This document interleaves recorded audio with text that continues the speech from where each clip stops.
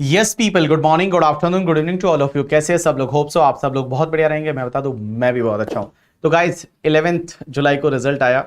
Result कैसा रहा अगर आप मुझसे पूछोगे तो मैं वही बोलूंगा, रिजल्ट बहुत अच्छा रहा। और मैं आपको पहले भी बोलता था, अगर आपको याद रहेगा तो लास्ट के 6-7 महीने में मैं जब भी आपसे कम्युनिकेट किया थ्रू द वीडियो या मैं कहीं कॉन्फ्रेंसेज में मिला, हर जगह मैंने आपको यही बोला कि इस बार रिजल्ट बहुत अच्छा रहेगा।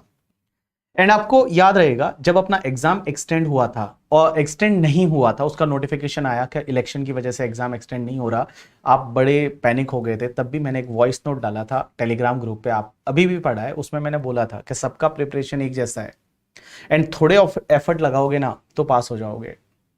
तो गाइज रिजल्ट है वो अच्छा रहा। जो लोग क्लियर किए उनको बहुत बहुत बधाई हो। और सेकंड ग्रुप का रिजल्ट तो बहुत ही अच्छा था। अगर मैं सीए फाइनल की बात करूं, it was approx 35 to 36%। That is a very nice result बोल सकते हैं हम लोग। लेकिन सर रिजल्ट जो है वो 100% तो नहीं रहा, ऑब्वियसली 36% रहा सेकंड ग्रुप का। तो जो पास हो गए पहले, सबसे पहले तो मैं बताऊं उनको बहुत बहुत बधाई हो। Like you did it and now world is your, explore this world. कुछ ना कुछ ढंग का करना, कुछ ना कुछ अच्छा करना, अच्छे इंसान हमेशा बने रहना करके, ठीक है, ये ध्यान रखना आप लोग।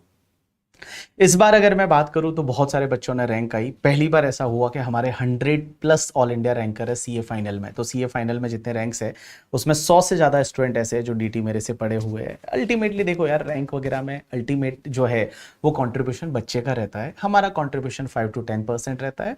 अल्टीमेटली उसकी हार्डवर्क होती है, उसकी मेहनत होती है। तो जिन्होंने रैंक लाई या एग्जामिशन की अगर मैं बात करूँ तो there are 3000+ student who has scored the examination in this examination. तो उनको बहुत बहुत बधाई हो। लेकिन सर रिजल्ट 100% तो नहीं रहा। तो जो लोग नहीं कर पाए इस बार या जिन्होंने एग्जाम नहीं दिया and they are going to appear for the November 2024 exam, उनके लिए सर क्या है? क्या सर उनको नई क्लासेस लेनी चाहिए, क्लासेस नहीं लेनी चाहिए, अमेंडमेंट्स क्या है, कैसे है? तो सबसे पहले अगर मैं क्लासेस की बात करूं ना तो देखो, अगर आपका कंटेंट में प्रॉब्लम है, मींस कॉन्सेप्ट इशू है, जब आप एमसीक्यू सॉल्व करते हो और एमसीक्यू सॉल्व नहीं हो रहा है, अगर एमसीक्यू सॉल्व कब नहीं होता? जब आपका कॉन्सेप्ट क्लियर नहीं है। अगर कॉन्सेप्ट क्लियर नहीं है, I advise you should go for the classes.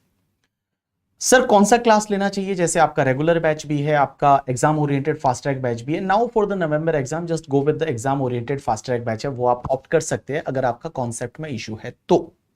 लेकिन वो एग्जाम ओरिएंटेड जब आप बैच लेते हैं, I will give you proper planner. वो आपका ऐसा प्लानर मैं दूंगा और उस प्लानर के अकॉर्डिंगली आपको पढ़ाई करनी है। मींस हर दिन का मैंने क्या किया है, अभी जो है मैं प्लानर को चेंज कर रहा हूं और वो प्लानर आपको मिलेगा। उस प्लानर में मैंने आपको बताया कि हर दिन कौन से लेक्चर देखने हैं, कब आपको टेस्ट देना है, क्या देना है, वैसा मैं पूरा प्लान करके आपको दे रहा हूं। और अकॉर्डिंगली अगर आप उसको फॉलो करते हैं तो आप इजीली जो है वो फटाफट जो है वो आप डीटी को कवर कर सकते हैं।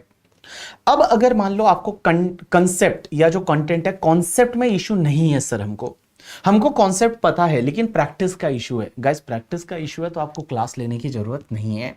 आप बिना क्लास के भी कर सकते हैं। आपके पास मटेरियल है, आपके पास यूट्यूब पे रिवीजन लेक्चर है और वो रिवीजन लेक्चर देख के, मटेरियल देख के और आप मॉक टेस्ट पेपर सॉल्व करके, आरटीपी सॉल्व करके आप खुद भी कर सकते हैं। तो आपको डिसाइड करना है आपको क्या करना है। अगर आपके देखो सिंपल सा चेक करने का तरीका है, आप ले लो एमसीक्यूज, 30-40 एमसीक्यूज जब सॉल्व करोगे, अगर एमसीक्यूज आपसे हो रहे हैं तो आपको कॉन्सेप्ट आता है, सिर्फ प्रैक्टिस की जरूरत है, प्रैक्टिस कर लो।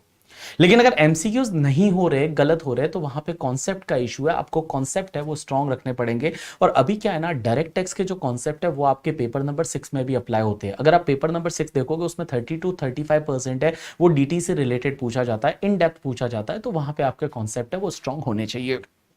चलिए, दूसरा पॉइंट ये आता है कि सर अमेंडमेंट हमारे लिए क्या एप्लीकेबल है? क्या हमारे लिए अभी जो बजट आने वाला है, निर्मला सीतारमण जी ऑन द 23 जुलाई 2024 को बजट लेके आ रही है, फाइनेंस बिल 2024, क्या वो हमारे एग्जाम के लिए एप्लीकेबल है? Answer is no.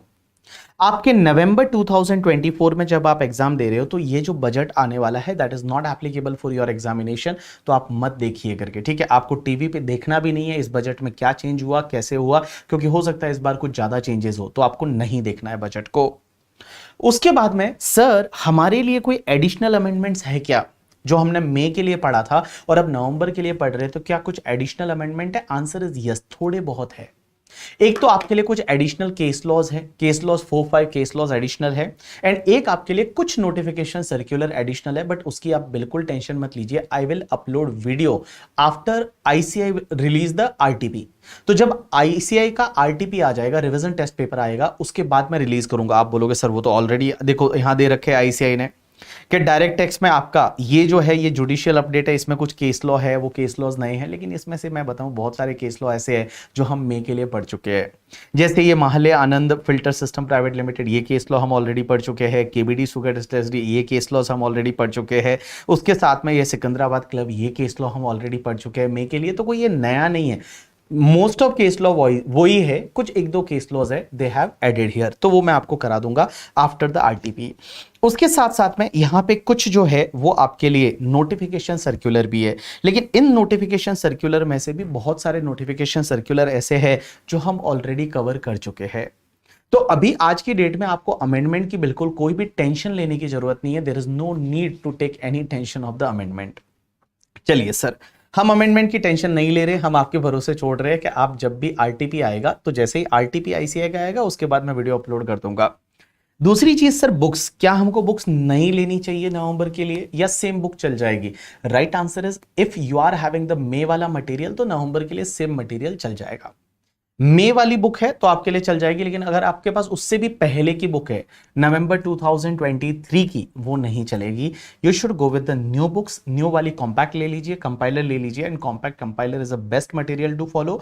और मैं बताऊं, आप बिलीव करिए, वो सबसे बढ़िया मटेरियल है। ऑब्वियसली वो एग्जॉस्टिव भी है, और उसके साथ साथ में जो है वो आपके लिए ऐसा भी है समराइज वे में कि आप उसको कवर भी कर सकते हैं। 400-450 पेजेस का कॉम्पैक्ट है। Everything we have covered and that compact will help you in the paper number 6 also करके, ठीक है। चलिए, उसके साथ में revision lecture guys already uploaded on the YouTube पे ऑलरेडी अपलोडेड है। आप देखेंगे करके एक प्लेलिस्ट है, तो जैसे ही आप यूट्यूब पे जाते हैं, यूट्यूब पे जाने के बाद आपको वहां पे ये भवर बुराना जो चैनल है, ये चैनल जिस पे आप वीडियो देख रहे हैं, उस चैनल पे जाएंगे प्लेलिस्ट में, एंड प्लेलिस्ट में एक मई नवंबर 2024 का एक प्लेलिस्ट है for the revision lecture. Just follow that revision lecture, okay. After that now there is one question कि सर आरटीपी एमटीपी हमको करना चाहिए क्या? राइट आंसर इज गाइस, आपको आरटीपी कौन सा करना चाहिए? You know that May and November 2024 वाला, ओनली मे एंड नवंबर 2024 का आरटीपी आपको करना चाहिए। उसके अलावा उसके पहले के आरटीपी डायरेक्ट टेक्स्ट में करने की जरूरत नहीं है। एंड एमटीपी जो है वो एमटीपी आपको मई एंड नवंबर 2024 के एमटीपी करने चाहिए। उसके पहले के पिछले साल के एमटीपीज मॉक टेस्ट पेपर आपको करने की जरूरत नहीं है। एंड एक और चीज समझना, जब आप ये एमटीपी करते हैं ना guys, my suggestion is at least 1 MTP ऐसा होना चाहिए जो आपको लिख के करना है। Means you have to write, means आपको लिखना है, आपको लिख के करना है। वो एक जो एमटीपी है मॉक टेस्ट पेपर, वो आपको लिख के करना है। क्या करना है? लिख के करना है, और उसके बाद उसको इवेल्युएट करना है। उसके बाद में सुपर 18 क्वेश्चंस मैंने आपको ऑलरेडी पहले दे रखे हैं, सेम वही अभी आप प्रैक्टिस कर लेना, लेकिन मैं आपको न्यू दूंगा in the month of the October. तो अक्टूबर में मैं आपको वापस से न्यू क्वेश्चन बनाऊंगा। सुपर 18 की जगह हो सकता है इस बार मैं सुपर 30 दे दूं करके, तो आपको न्यू क्वेश्चन मैं आपको दे दूंगा। गाइस एक बात बताऊं, मैंने ये जो रिजल्ट आया उसके बाद बहुत सारे बच्चों से मैं मिला, बहुत सारे बच्चों से बात की, बहुत सारे रैंकर से बात की। जैसे मैंने ऑल इंडिया रैंक 1 जो है Shivam, he was my student, उससे मैंने बात की। तो मैंने एक ऑल इंडिया रैंक 3 जो किरण है, उससे मेरी बात हुई।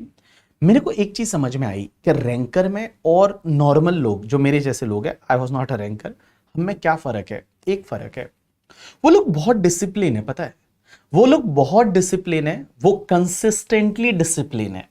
हम लोग नहीं हो पाते। हम लोग क्या करते हैं, एक दिन तो पढ़ लेते हैं पूरा 20 घंटा, लेकिन दूसरे दिन 2 घंटा, तीसरा दिन खराब कर लेते हैं। कंसिस्टेंटली हम नहीं कर पाते, एंड हम डिसिप्लिन नहीं रह पाते। थोड़ा मन हुआ, मोबाइल में लाइट हुई, मोबाइल की तरफ देखने लग जाते, क्या हुआ, फिर आप रील्स देख रहे और अपने कब 1-2 घंटे किल कर दिए समझ में ही नहीं आता। एंड गाइज, उन लोगों को अपने पे कंट्रोल है, उनको पता है कौन से टाइम पे क्या काम करना है, कितना पढ़ना है, कैसे पढ़ना है, दे नो अबाउट दैट। ये फर्क है एक रैंकर में और एक नॉन रैंकर में, या मैं बोलूं अपन जैसे नॉर्मल लोगों में। गाइस वो अपने को इंप्रूव करना है। एंड अगर आपके पास सफिशिएंट टाइम है, अभी आपके पास नवंबर एग्जाम के लिए टाइम कम नहीं है, that is the sufficient time. Because अगर मैं जुलाई 15 को खड़ा हूं तो जुलाई का 15 डेज जुलाई है, अगस्त, सितंबर, अक्टूबर, 3.5 मंथ का टाइम है। 3.5 month is not a less time. आप अगर दोनों ग्रुप प्रिपेयर करना चाहते हैं और अगर आपने क्लासेस के अलावा कुछ भी नहीं पढ़ा है अभी तक, तो भी आप दोनों ग्रुप इजीली क्लियर कर सकते हैं। आपका 3.5 मंथ में इजीली हो जाता है यार। 6 सब्जेक्ट तो है अपने पास, उसमें भी 5 ही पढ़ना है। 6 वाला तो कुछ केस स्टडी कर लो, 20 25 30 केस स्टडी तो वैसे ही हो जाता है। तो मैं आपको क्या बता रहा हूं ना, अगर फोकस क्लियर है और आप सच में चाहते हो कि अपने को सीए बनना है, और मैं बता दूं इंस्टीट्यूट सीए बनाना चाहती है, अब आपके हाथ में है कि आप कितना जल्दी बनना चाहोगे। एंड अगर आप उसको कंसिस्टेंटली मेहनत करोगे, फॉलो करोगे, तो आप इजीली बन जाओगे। अब आपको कैसे पढ़ाई करने की, तो मैं तो क्या करता था, मेरा एक प्लान हुआ करता था, दैट इज द 8421 करके, ठीक है। और ये 8421 आज भी आप फॉलो कर सकते हो। 8421, now what was the 8421 plan? 8421 plan क्या था? पहली बार किसी भी सब्जेक्ट को मैं 8 डेज दूंगा। अब मैं 8 दिन एक ही सब्जेक्ट नहीं लेता था। What I use to do, मैं क्या करता था, 16 डेज का एक स्लॉट लेता था एंड 16 डेज में मैं 2 सब्जेक्ट से वो कंप्लीट कर लेता था। और 16 डेज में 2 सब्जेक्ट कंप्लीट करता था, अगेन 16 डेज में 2 सब्जेक्ट, अगेन 16 डेज में 2 सब्जेक्ट। तो आप देखते हैं कि आप 16 डेज 16 डेज 16 डेज आप अगर लेते हैं तो 32 days and 32 days plus 16 days 48 days, right. तो आप देखेंगे 48 डेज में आपका एक बार प्रॉपर रिवीजन हो चुका है। 6 सब्जेक्ट है आपके पास, तो 48 डेज आप टारगेट रखिए। 48 डेज में you have to complete the syllabus and complete कर दिए। 48 का 50 डेज हो सकता है, उससे ज्यादा नहीं। 50 डेज में आपको एक बार बहुत अच्छे से सिलेबस है वो कंप्लीट करना है। एंड गाइस, जब नेक्स्ट सेकंड रिवीजन करोगे तो इसी टाइम को आप एक काम करिए, 50% कर दीजिए। मींस 24 डेज में कंप्लीट करिए पूरा सब सिलेबस, 6 सब्जेक्ट। एंड उसके बाद जब वापस करेंगे तो इसको और 50% स्लैश कर दीजिए, 12-13 दिन में कंप्लीट करिए एंड उसके बाद आप एग्जाम के लिए जाइए। तो ये प्रॉपर प्लानिंग होनी चाहिए। अब एक बात समझना, मैं बोल रहा हूं 16 डेज में 2 subject, so there may be possibility कोई 2 सब्जेक्ट ऐसे हैं जिसमें आपको 18 डेज लग सकते हैं, 19 डेज लग सकते हैं। लेकिन फिर कोई 2 सब्जेक्ट ऐसे भी आएंगे जहां पे जिसमें आप अगर मल्टी डिसिप्लिनरी वाला जो पेपर है करके, ठीक है, बिजनेस स्टडी आईबीएस वाला, तो आईबीएस वाले में कम टाइम भी लगेगा। तो आईबीएस जिसके साथ में आप ले रहे हो उसमें कम टाइम भी लगेगा।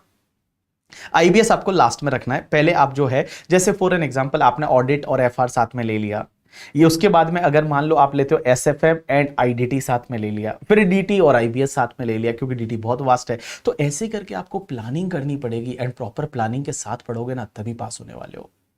एंड एक चीज समझना है यार, हम लोग है ना, सब लोग चाहते बहुत अच्छा है। आप लोगों ने जब से रिजल्ट आया, बहुत सारे आपके फ्रेंड्स पास हो गए होंगे, बहुत सारे तो ऐसे पास हुए होंगे जिनको आप सिखाते थे, आपको लगता है ये कैसे पास हो गया, वो भी पास हो गए।